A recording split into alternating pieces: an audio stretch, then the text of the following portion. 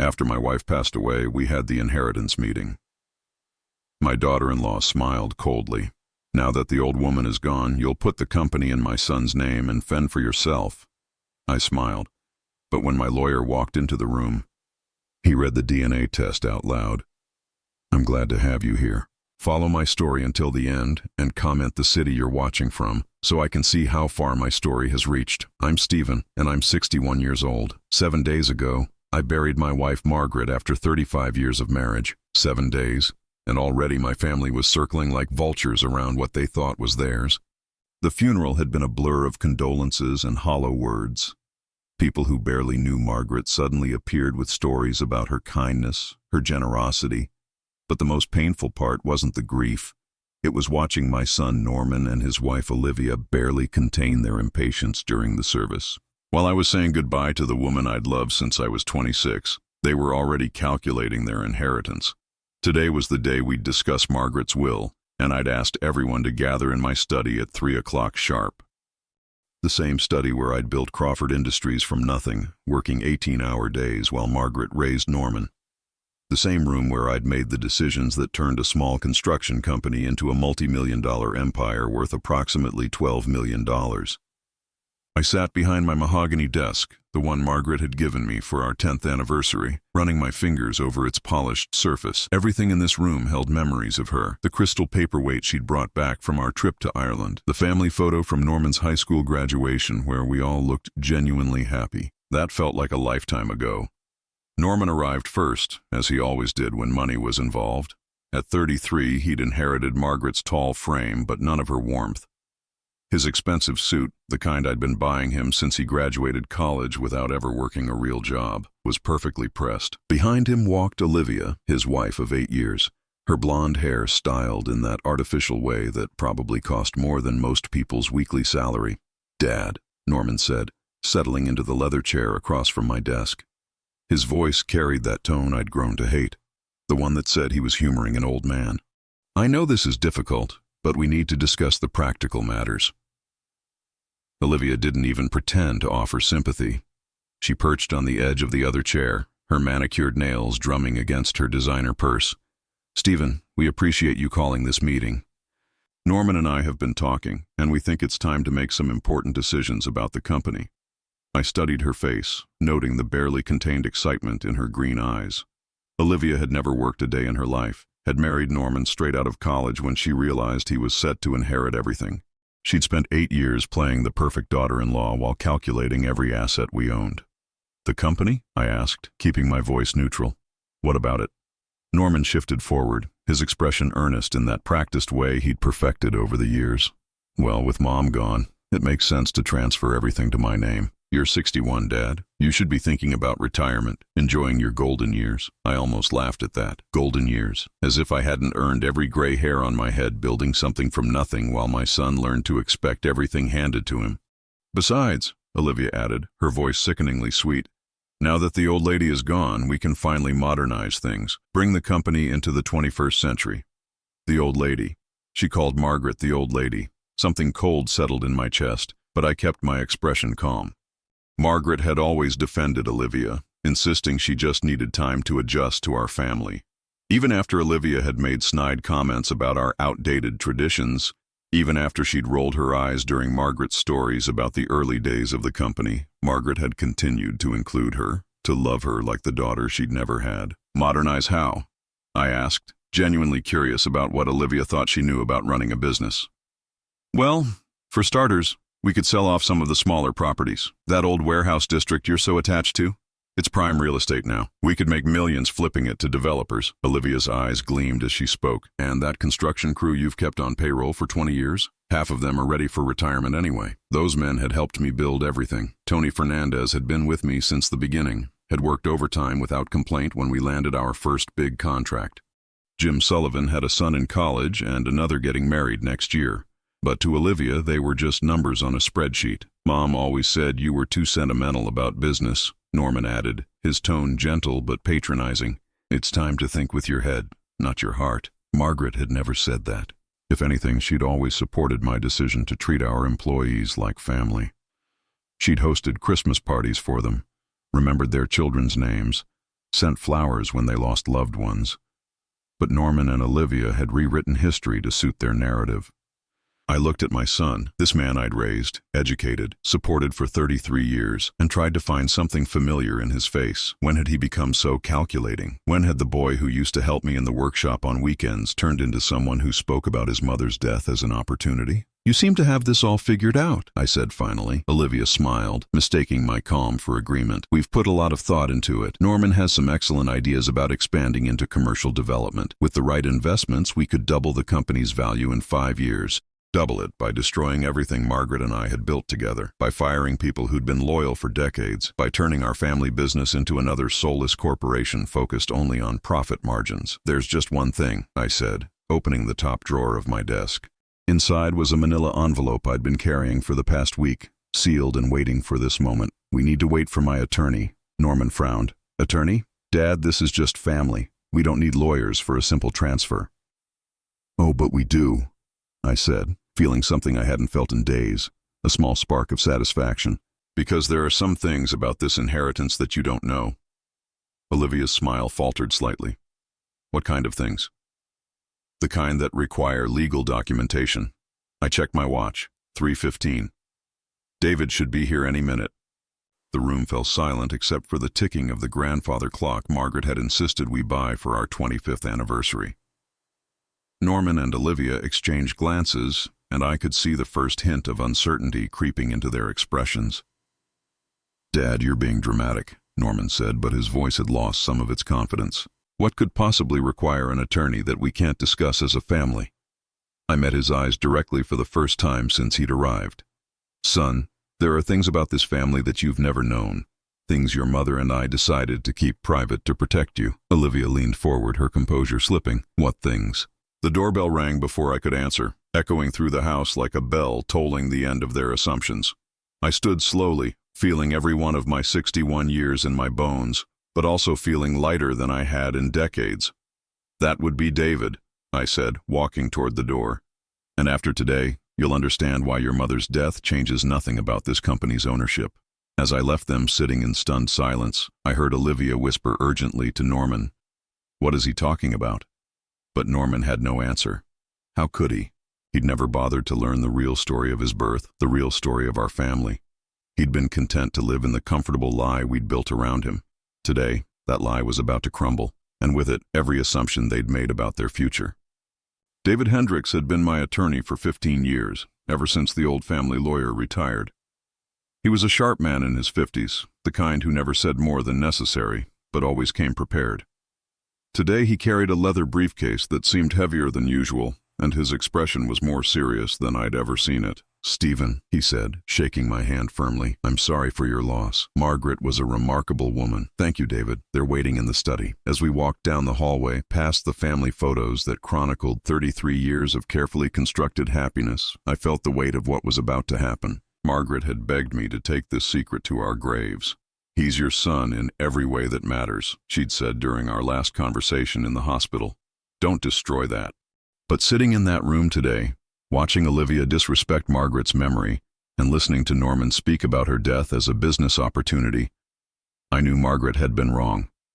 Some truths needed to see daylight, especially when people tried to profit from lies. Norman and Olivia stood when we entered. David nodded politely to them, but I could see his professional mask was firmly in place. He knew what was coming. "David, you remember my son Norman and his wife Olivia," I said, settling back into my chair. "Of course. Again, my condolences on your mother's passing," David said to Norman, who nodded stiffly.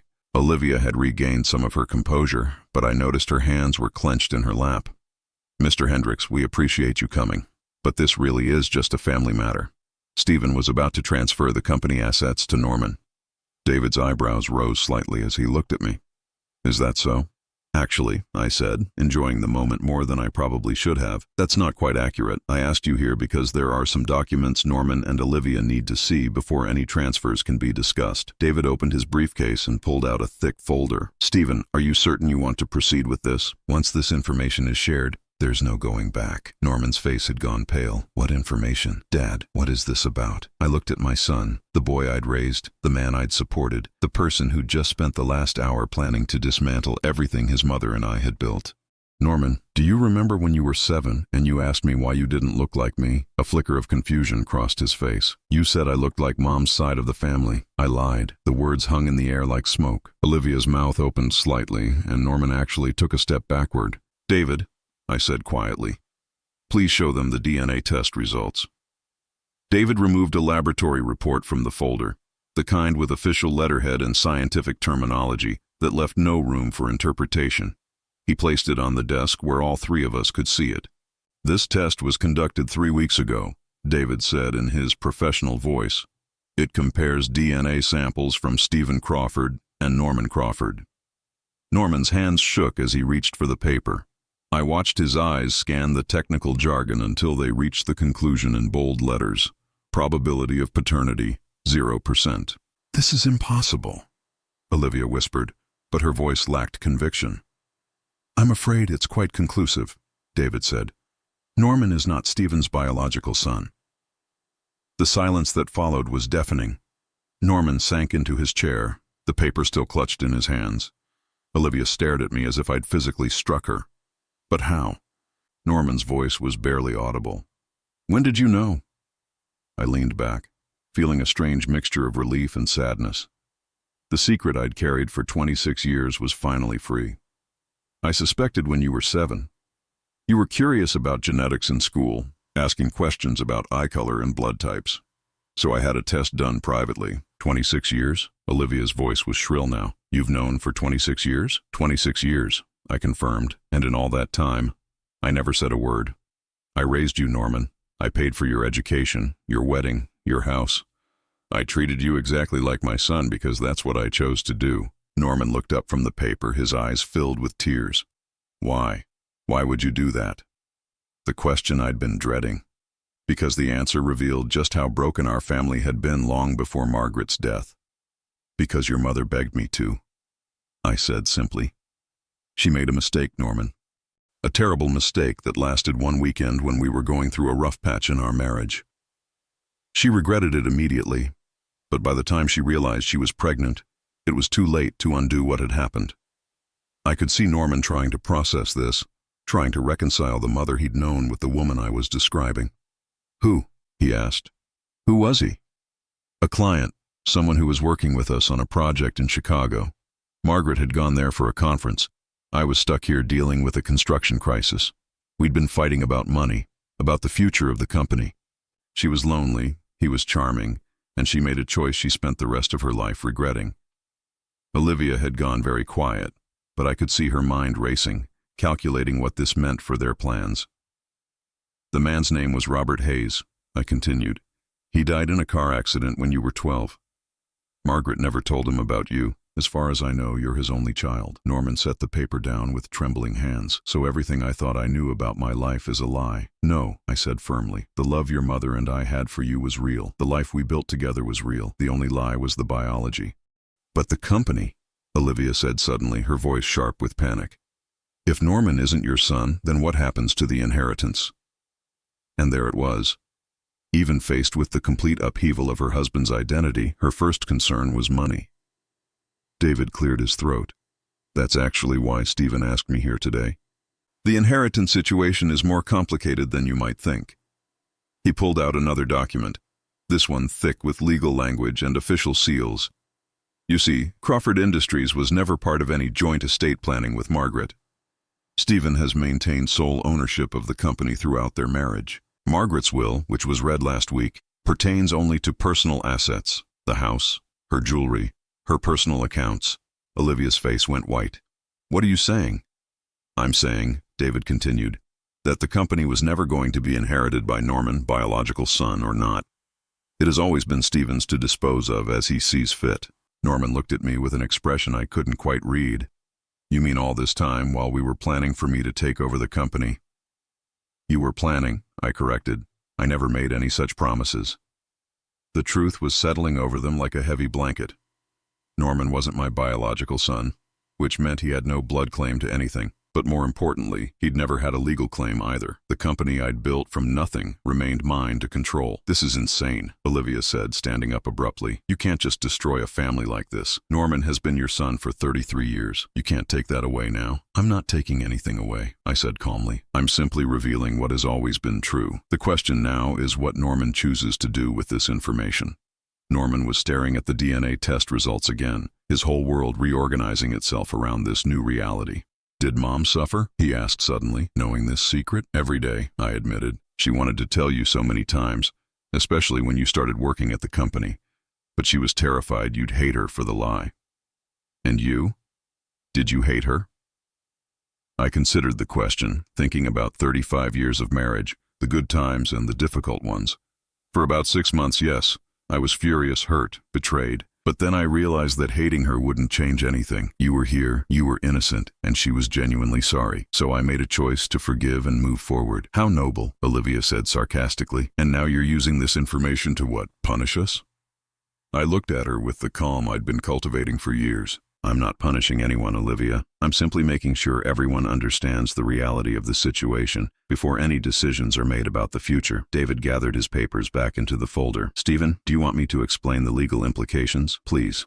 "Norman, as you're not Stephen's biological son, you have no automatic inheritance rights to Crawford Industries.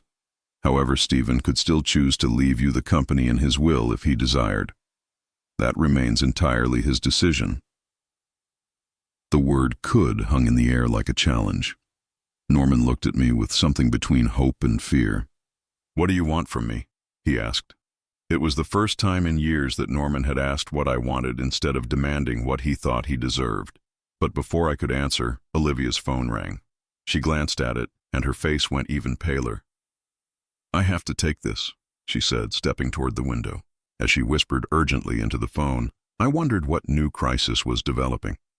But honestly, at this point, I was beyond caring about Olivia's problems. The real question was whether Norman could handle the truth about his life, and more importantly, whether he could become the man his mother and I had always hoped he would be. But judging by the way he was looking at that DNA test, I suspected we were about to find out just how deep his character really went. Olivia's phone call lasted exactly 4 minutes and 37 seconds. I know because I watched the clock on my desk, noting how her voice grew more agitated with each passing moment. When she finally hung up, her face had taken on a grayish pallor that made her expensive makeup look garish. "Everything all right?" I asked. Though her distress was obvious, she forced a smile that didn't reach her eyes. "Just a friend calling about Margaret's funeral arrangements. Nothing important." It was a lie. I'd been watching people lie to me for 40 years in business, and Olivia had never been particularly skilled at deception. But I let it slide for now. There were more pressing matters to address. Norman was still holding the DNA test results, turning the pages as if somehow the words would change if he stared at them long enough. The boy I'd raised had always been this way, unable to accept unpleasant realities until they absolutely forced themselves upon him. "Norman," I said gently, "I know this is a shock, but we need to discuss what this means for the future." He looked up, his eyes red-rimmed but dry. "What future? Everything I thought I knew about myself is a lie." "Not everything," I insisted. "The man you've become, the education you received, the opportunities you've had, those were all real. The love your mother and I had for you was real.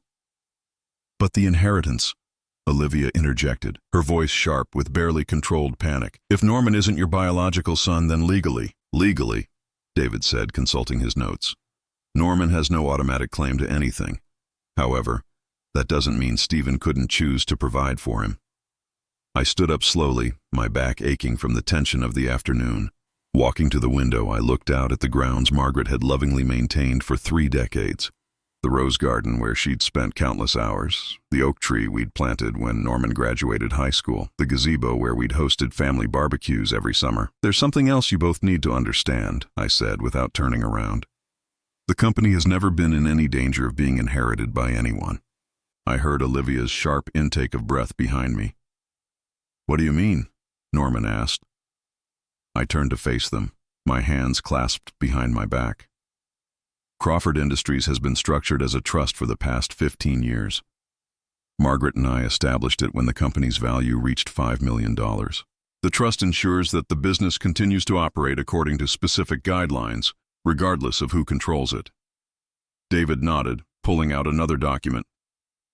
The Crawford Family Trust has very specific provisions about succession. Stephen serves as the primary trustee, but the ultimate beneficiaries and the conditions of inheritance are clearly outlined. Olivia leaned forward, her knuckles white as she gripped the arms of her chair. What conditions? The trust requires that any successor demonstrate a genuine commitment to the company's values and employees, I explained. They must work in the business for a minimum of 5 years in a meaningful capacity, not just as a figurehead. They must show financial responsibility and ethical behavior, and they must understand that the company exists to serve the community, not just to generate profit. Norman's face went pale. 5 years of actual work? The question revealed everything I needed to know about his character.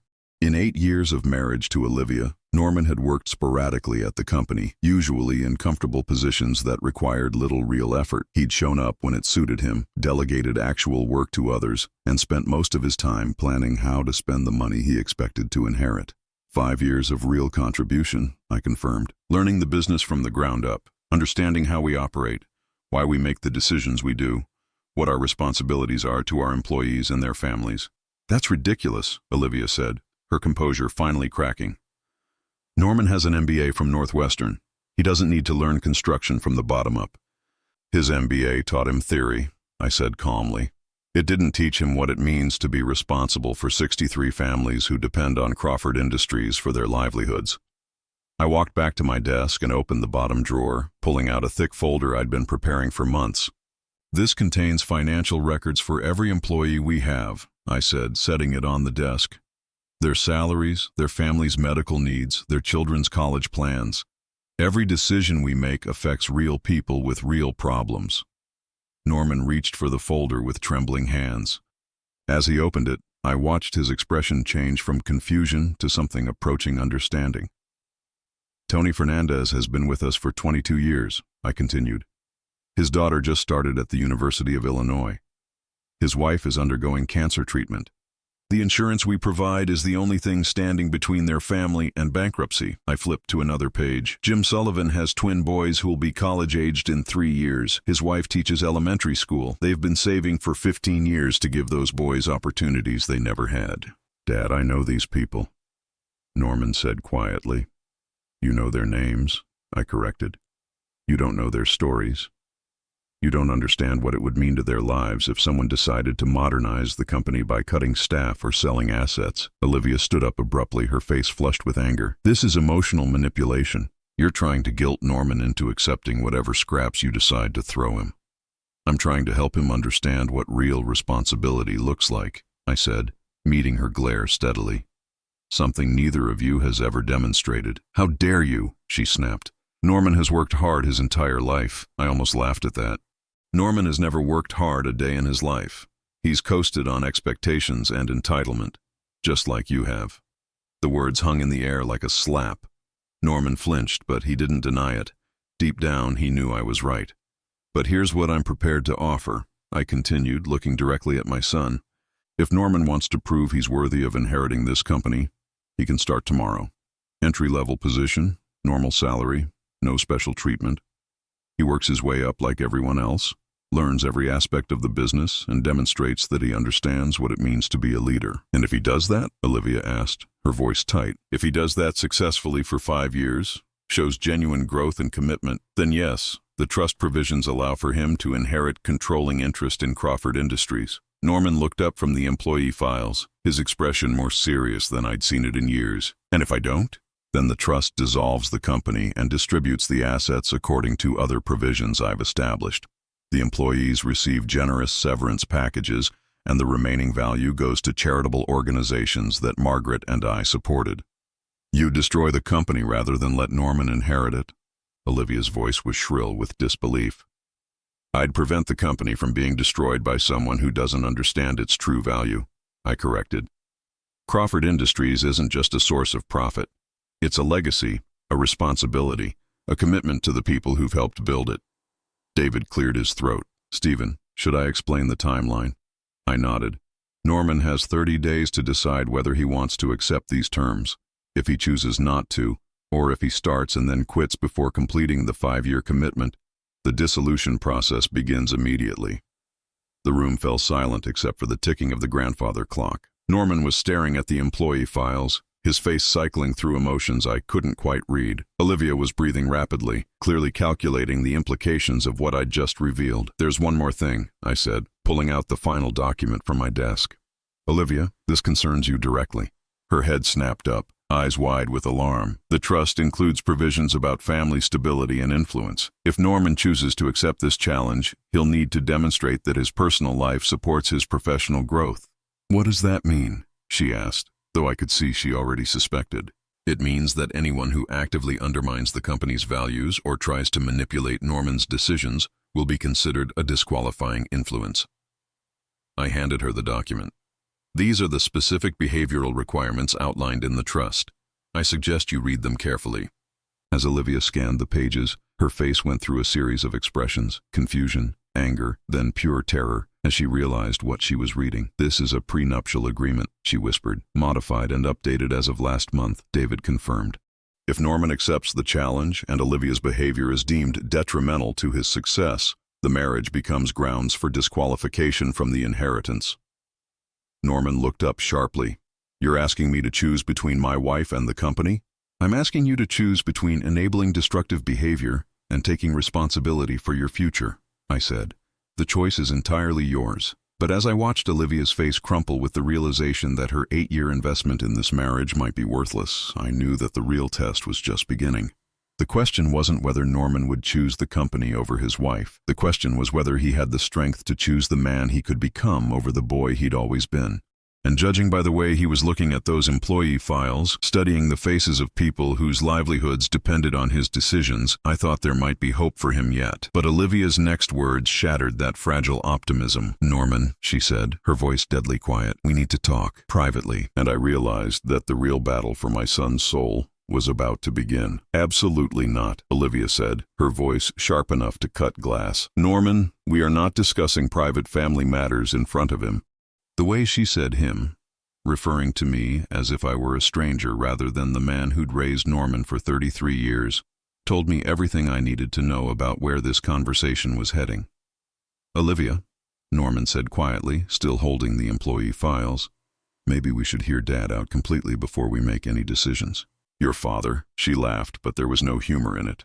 "Norman, he just told you that you're not his biological son. He's been lying to you your entire life, and now he wants to hold that over your head to control you." I watched my son's face carefully, looking for signs of how her words were affecting him. Norman had always been susceptible to Olivia's manipulation, but something in his expression suggested the DNA revelation had shaken him more deeply than she realized. "The lying was to protect him," I said calmly, "just like every other sacrifice Margaret and I made over the years." "Sacrifice?" Olivia's voice rose an octave. "You mean like the sacrifice of paying for his education at the best schools? Or the sacrifice of giving him a job at your company without him having to earn it? Those kinds of sacrifices?" David shifted uncomfortably in his chair. "Perhaps I should give you some privacy to discuss this." "No," I said firmly. "Stay. I want a witness to whatever threats are about to be made." Olivia's eyes flashed dangerously. "Threats? Who's making threats? You're the one trying to blackmail your own son into 5 years of manual labor." "I'm offering him the opportunity to earn something meaningful," I corrected, "something no one can take away from him." "What he should have inherited automatically," she shot back, "if you hadn't decided to play God with DNA tests and legal technicalities." Norman set the files down and looked at his wife with an expression I'd never seen before, disappointment mixed with something that might have been recognition. "Olivia, stop," he said quietly. "Stop." She whirled on him. "Norman, he's manipulating you. Can't you see that? He drops this bombshell about your paternity, then immediately offers you a way to earn what should have been yours anyway. It's psychological warfare." I had to admit, she wasn't entirely wrong about the manipulation aspect. I had deliberately chosen this moment to reveal both the DNA results and the trust provisions. But her interpretation of my motives was completely backwards. "You think this is about control?" I said to Olivia. "But it's actually about freedom. I'm giving Norman the chance to prove to himself that he's capable of more than either of you believe." "Freedom?" She laughed harshly. 5 years of grunt work under your thumb is freedom. 5 years of learning to stand on his own, without handouts or expectations, is freedom," I said, "something he's never experienced." Norman was quiet through this exchange, his gaze moving between his wife and me like he was watching a tennis match. But I could see something shifting in his expression, a growing awareness that this conversation was about more than inheritance. "Norman," Olivia said, her voice suddenly softer, more calculating. "Think about what he's really asking. He wants you to abandon everything we've planned, everything we've worked toward, to prove yourself to a man who's admitted he's not even your real father." That hit Norman like a physical blow. I saw him flinch, saw the pain cross his features. "He raised me," Norman said quietly. "Biology doesn't change that, doesn't it?" Olivia pressed. "Norman, your real father might have been a successful businessman too. You might have inherited traits, abilities, connections that could serve you better than crawling around construction sites for 5 years. I felt a cold fury building in my chest. She was trying to poison Norman against not just me, but against the very foundation of who he was. Robert Hayes was a mid-level marketing executive who died drunk behind the wheel of his car, I said, my voice cutting through her fantasy. He had no business, no inheritance, no legacy, except the son he never knew existed. Olivia's face went white, but she recovered quickly. Then Norman's better off without both of you controlling his life. What exactly are you suggesting? Norman asked. She turned to face him fully, taking his hands in hers. We leave, tonight. We take what money we have, move somewhere else, start fresh. You don't need to prove anything to anyone. With what money? Norman asked. Everything we have comes from Dad. The house, the car, even our bank accounts are tied to Crawford Industries. We'll figure it out, she said, but I could hear the desperation creeping into her voice. You're smart, educated, you can get a job anywhere. Norman stared at her for a long moment, and I could see him really looking at his wife perhaps for the first time in years. Seeing not the supportive partner she pretended to be, but the woman who would rather have him fail independently than succeed under my guidance. What job, Olivia? He asked quietly. Doing what? I have an MBA and 8 years of showing up to an office where I never learned anything meaningful. Who's going to hire me for anything that pays enough to maintain the lifestyle you're accustomed to? She dropped his hands as if they'd burned her. So you're just going to let him control you forever? I'm going to consider an opportunity to actually earn something for the first time in my life, Norman said, his voice growing stronger. Maybe find out who I really am when I'm not just living off someone else's work. I felt a spark of pride at those words. The first real hope I'd had in years that my son might have inherited something valuable from me after all. Not genes, but character. Norman, Olivia said, her voice taking on a desperate edge. Think about what you're saying. 5 years of construction work, manual labor, that's not who you are. How do you know who I am? Norman asked. How do I know who I am? I've never actually tested myself. Olivia's phone rang again, the same urgent tone as before. This time she declined the call, but not before I saw her face go pale again. Who keeps calling you? Norman asked, noticing her reaction. It's nothing, she said quickly. Just my sister being dramatic about wedding planning. Another lie. Olivia's sister had been married for 3 years. David, I said, could you excuse us for a moment? I think the family needs to have a private conversation. David nodded, gathering his papers. I'll be in the kitchen if you need me. Take your time. After he left, I turned to face Norman and Olivia directly. There's something else you both need to know. The reason I decided to reveal everything today wasn't just about the inheritance. Norman looked up sharply. What do you mean? I walked to my desk and pulled out a folder I'd been hoping not to use.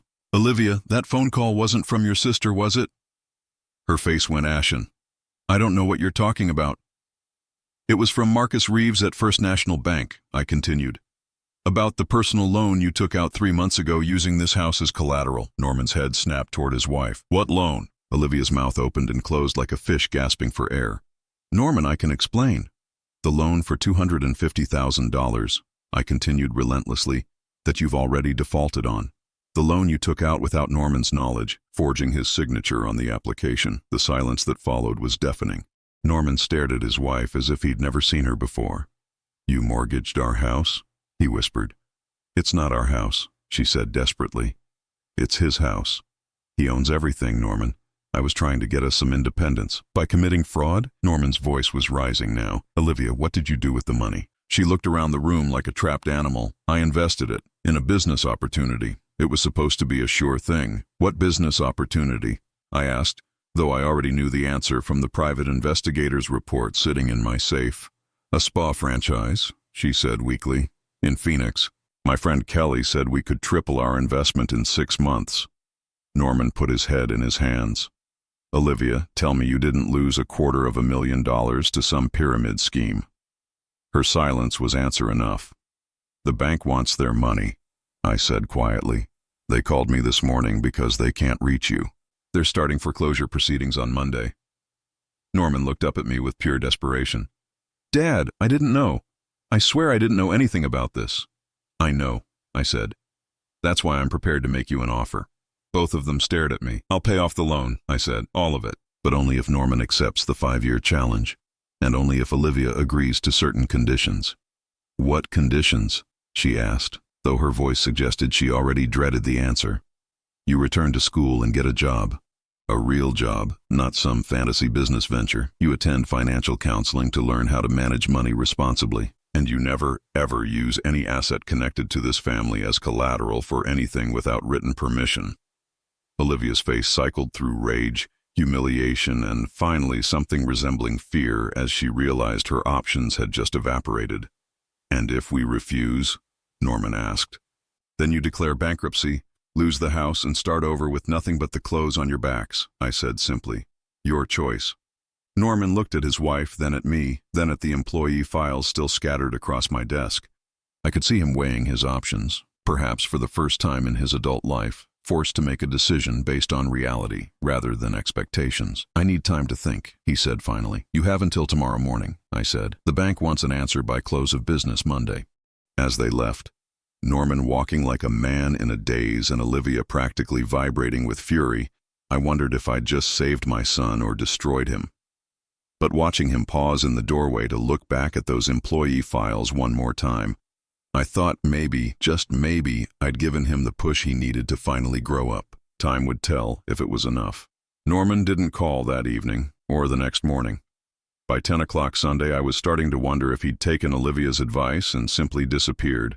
It wouldn't have been the first time he'd run from a difficult decision, though it would certainly be the most expensive. I was having my second cup of coffee when I heard a car in the driveway. Through the kitchen window, I watched Norman get out of his BMW alone. No Olivia. That was either a very good sign or a very bad one. He knocked on the front door, which struck me as odd, since he'd always just walked in before. I opened it to find my son looking like he'd aged 5 years overnight. His clothes were wrinkled, his hair disheveled, and there were dark circles under his eyes that suggested he'd spent the night wrestling with demons I knew all too well. Dad, he said quietly, can we talk? I stepped aside to let him in. Coffee, please. We sat at the kitchen table where Margaret had served thousands of meals over the years, where she'd helped Norman with homework, where we'd discussed everything from his first girlfriend to his career plans. The same table where she'd cried when I confronted her about the affair 34 years ago. Where's Olivia? I asked, pouring him a cup.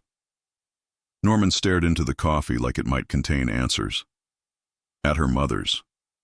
We had a long conversation last night. A very long conversation. I imagine you did. He looked up at me with eyes that reminded me painfully of Margaret. She knew about my real father. I felt my stomach drop. What? She's known for 2 years. She hired a private investigator after we started having financial problems. She thought if she could prove I wasn't your biological son, she could contest your will directly, cut you out of the picture entirely. I set my coffee cup down harder than necessary. She what? The investigator found Robert Hayes' death certificate, tracked down people who knew him and Mom. Olivia's been planning this for 2 years, Dad. She married me thinking I'd inherit everything, and when that looked uncertain, she decided to take matters into her own hands. The betrayal I felt wasn't for myself. It was for Norman, who just discovered that his wife had married him for money and stayed married to him for the same reason. The loan, I said, understanding flooding through me. She took it out because she thought she could force a settlement before you inherited anything legitimately. Norman nodded miserably. She was going to use the money to hire lawyers to challenge the trust. She figured if she could prove you weren't my father and that you'd been defrauding the inheritance laws somehow, she could get a court to force an immediate transfer of assets. Except she lost the money to a scam instead. Kelly Morrison isn't her friend, Norman said bitterly. She's a con artist who runs fake investment schemes targeting desperate housewives. Olivia found her online and thought she was smarter than everyone else who'd been suckered. I studied my son's face, looking for signs of how he was processing this cascade of revelations. How are you handling all this? Norman laughed, but there was no humor in it. My wife married me for money I was never going to inherit, based on a father I never actually had, using information she kept secret while planning to destroy the only real father I've ever known. How do you think I'm handling it?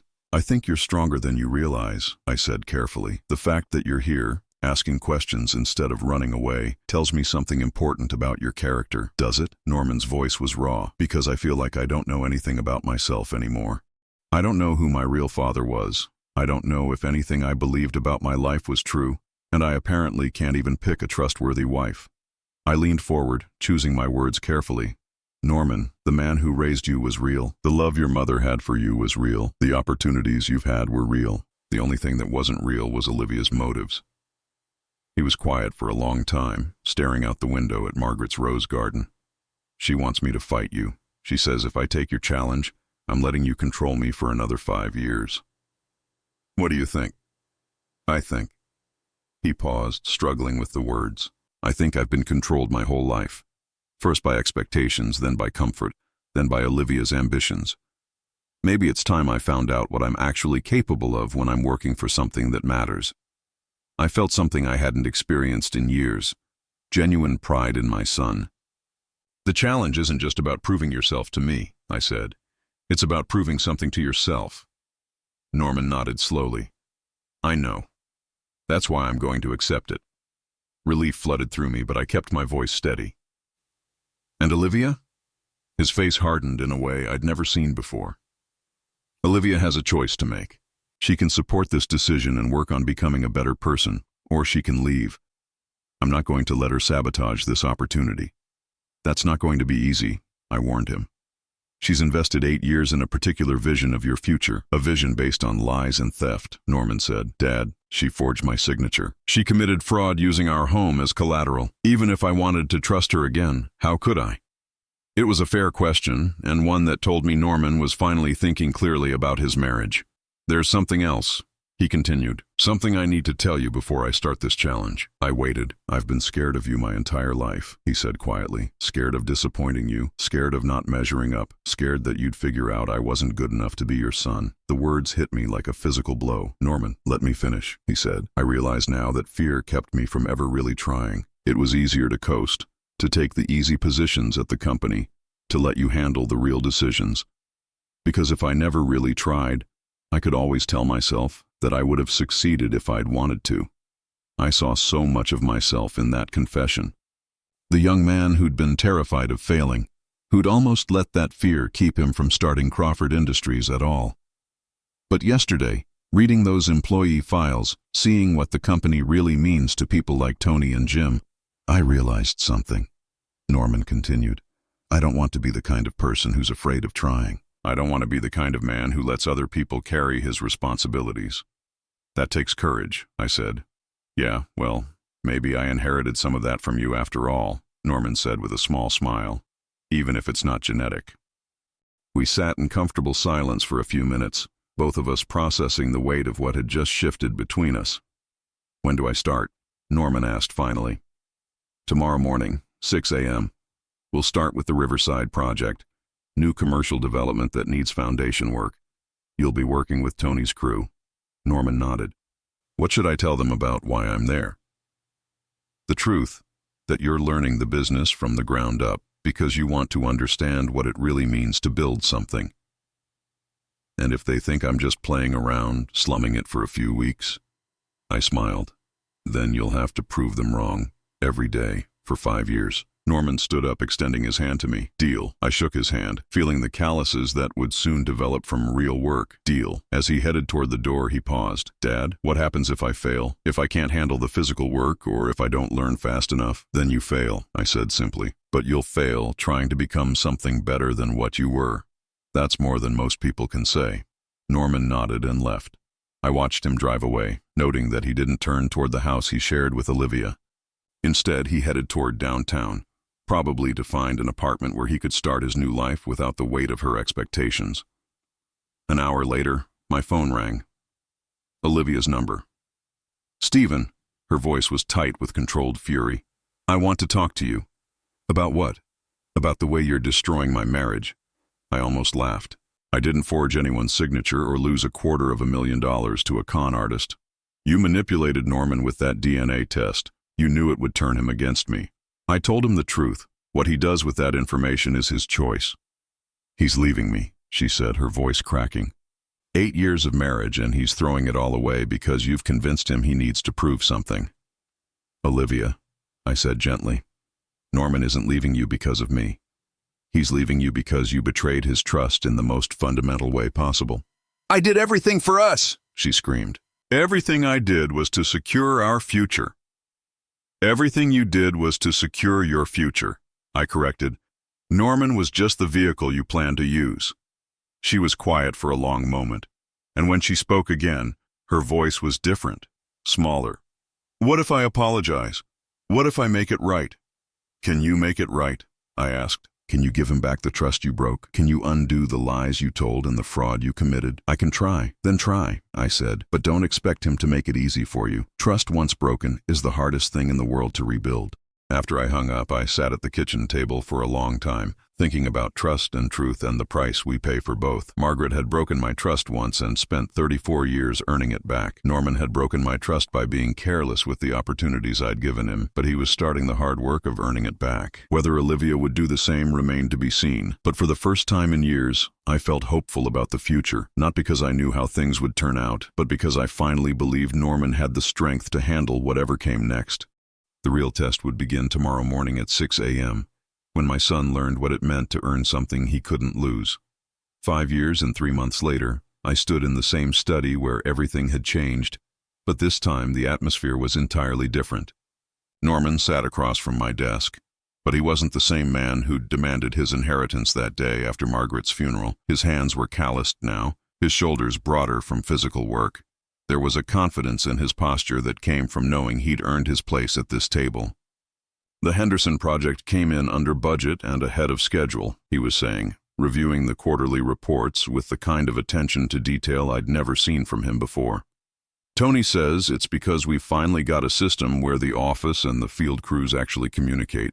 I smiled at that. Tony Fernandez had been skeptical when Norman first showed up on his crew, expecting another spoiled rich kid who'd disappear after a few days of real work. Instead, Norman had spent 6 months learning to read blueprints, mix concrete, and understand the difference between theoretical knowledge and practical skill. More importantly, he'd learned to listen to men who'd been doing this work longer than he'd been alive. "What about the Riverside expansion?" I asked. "Profitable, but barely. We could increase margins by cutting labor costs, but I don't recommend it. Jim Sullivan's crew has been with us for 8 years. They know the work, they're efficient, and their loyalty is worth more than the few thousand we'd save by hiring cheaper workers." There it was, the understanding that had taken him 3 years to develop, that Crawford Industries wasn't just about profit margins and quarterly reports. It was about relationships, about responsibility, about building something that lasted. "Good analysis," I said. "What's your recommendation for next year?" Norman leaned back in his chair, the gesture so similar to something I might have done that it made my chest tight. "Controlled growth. We take on projects that challenge us but don't overextend our resources. We invest in training for our existing crews rather than hiring quantity over quality, and we maintain the profit-sharing program even if it means lower executive compensation." 5 years ago, Norman wouldn't have known we had a profit-sharing program, much less understood why it mattered. Now he was advocating for it even when it cost him personally. "Sounds like you've learned something about leadership," I observed. Norman's smile was rueful. "I learned that real leadership isn't about having authority. It's about earning the right to guide people who trust your judgment." I opened the bottom drawer of my desk and pulled out a folder I'd been saving for this moment. "These came yesterday." Norman took the papers, his eyebrows rising as he read. "Transfer documents? Effective today, you own 51% of Crawford Industries," I said. "Congratulations, son." The word son still carried weight between us. Even after 5 years of working through what it meant, Norman had never tried to contact Robert Hayes's family, had never expressed interest in exploring that side of his genetics. "You raised me," he'd said once during his 2nd year of the challenge. "That makes you my father in every way that matters." Norman stared at the documents for a long time. Dad, I need to ask you something, and I need you to be honest. Always. Did you always plan to give me the company, even before I proved anything? I'd been dreading this question for months, knowing it would eventually come. No, I said honestly. When I designed the trust, I genuinely didn't know if you'd accept the challenge or if you'd succeed at it. The dissolution provision wasn't a bluff. I was prepared to end the company rather than let it be destroyed by someone who didn't understand its value. Norman nodded slowly. Good. That makes this mean something. We sat in comfortable silence, both of us understanding that this moment marked the end of one relationship and the beginning of another. For 5 years I'd been his teacher and evaluator. Now I was simply his father and business partner. There's something else, Norman said. Olivia and I finalized our divorce last week. I wasn't surprised. They'd been separated for 4 years, ever since Norman had refused to quit the challenge and Olivia had refused to accept the conditions I'd laid out for paying off her fraudulent loan. She'd eventually declared bankruptcy and moved back in with her mother, spending the last few years working as a receptionist at a dentist's office while attending community college. How do you feel about that? I asked. Relieved, Norman said honestly. I kept hoping we could rebuild something, but you can't build a foundation on lies. She never really loved me. She loved what she thought I represented. Have you heard from her lately? Norman's expression darkened slightly. She called last week when the divorce was finalized. Apparently she's engaged to her bankruptcy attorney. She wanted to congratulate me on finally getting what I always wanted. I felt a flare of anger at Olivia's pettiness, but Norman seemed unaffected. The funny thing is, he continued, she still doesn't understand what I actually wanted. It was never about the money or the company. It was about knowing I could earn something that mattered. A knock on the study door interrupted us. Come in, I called. Tony Fernandez entered, his work boots carefully wiped clean. His face split by the wide grin he'd worn ever since Norman had been promoted to project manager 3 years ago. Sorry to interrupt, Mr. Crawford, but I wanted to congratulate Norman on making it official. He crossed to Norman and shook his hand firmly. 5 years ago, I thought you were just another rich kid playing around. I was wrong. You've earned your place here. Thank you, Tony. That means more to me than you know. After Tony left, Norman turned back to me. I have a proposal. I'm listening. I want to establish the Margaret Crawford Foundation, a nonprofit that provides college scholarships for children of construction workers and tradespeople. Fund it with 5% of the company's annual profits. I felt my throat tighten at the mention of Margaret's name. She would have loved that. I know. I remember her talking about how hard it was for you to afford college when you were starting out. She always said education was the foundation of everything else you built. It was true. Margaret had worked 2 jobs to help me finish my degree, had sacrificed her own educational dreams to support mine. A foundation in her name, helping other families avoid those struggles, felt like the perfect memorial. I'll have David draw up the papers, I said. As the afternoon wore on, we discussed plans for the company's future, the foundation's structure, and Norman's vision for growth. But beneath the business conversation was something deeper. A recognition that we'd both become different people than we'd been 5 years ago. I was no longer the controlling father terrified of letting go. Norman was no longer the entitled son afraid of failing. We'd found our way to a relationship based on mutual respect rather than obligation or expectation. Dad, Norman said as we wrapped up, I want you to know something. These 5 years weren't just about proving I could run the company. They were about proving I could be the son you and Mom deserved. You were always that son, I said quietly. You just needed to discover it for yourself. As Norman left that evening, carrying his first official briefing as majority owner of Crawford Industries, I realized that Margaret would have been proud of both of us. Not because Norman had inherited the company, but because he'd inherited something more valuable, the understanding that some things in life have to be earned, not given. 2 months later, I stood in the backyard where Margaret's rose garden bloomed in full summer glory, watching Norman direct the construction of the foundation's first scholarship award ceremony. He moved among the workers with easy authority, respected but not distant, trusted because he'd proven himself worthy of trust. The boy who'd once demanded his inheritance was gone, replaced by a man who understood that the best things in life, respect, trust, love, purpose, could never be inherited at all. They could only be earned, one honest day at a time. And as I watched him work, surrounded by people who chose to follow him because he'd shown them he deserved their loyalty, I knew that Margaret and I had finally succeeded in the most important job of our lives. We'd raised a son who understood that true wealth had nothing to do with what you owned and everything to do with what you'd earned the right to build. The company was in good hands. More importantly, Norman had finally found his way home to himself, and that was the inheritance no will could ever provide. Now I'm curious about you who listened to my story. What would you do if you were in my place? Have you ever been through something similar? Comment below, and meanwhile, I'm leaving on the final screen 2 other stories that are channel favorites, and they will definitely surprise you. Thank you for watching until here.